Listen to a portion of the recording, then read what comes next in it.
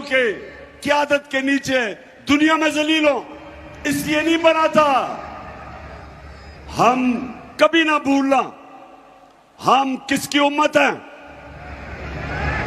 नबी सल्लल्लाहु अलैहि वसल्लम दुनिया का सबसे अजीम लीडर, हम उसकी उम्मत हैं। और ये लोग जो ऊपर बैठाए हैं हमारे, जरा वो मिनिस्टर का बताएं, जरा वो क्या कह रहा है ख्वाजा आसिफ, ये भी जरा देखें, पहले समझें कि हुआ क्या। अमेरिका जो है अगर जो है वो चाहे तो इस वक्त पाकिस्तान के लिए इतनी माशी जो है डिफिकल्टीज क्रिएट कर सकता है कि मैं समझता हूं कि हो सकता है हम जो हमारा ऑयल बिल जो है अदा करने के लिए हमारे पास पैसे ना रहे। ऑलरेडी जो माशी हालात जो है हमारे इंतहाई मखदूश हैं। ये सारे वेंटिलेटर जो है ना ये लगे हुए हैं, अमेरिका की मर्जी से लगे हुए हैं।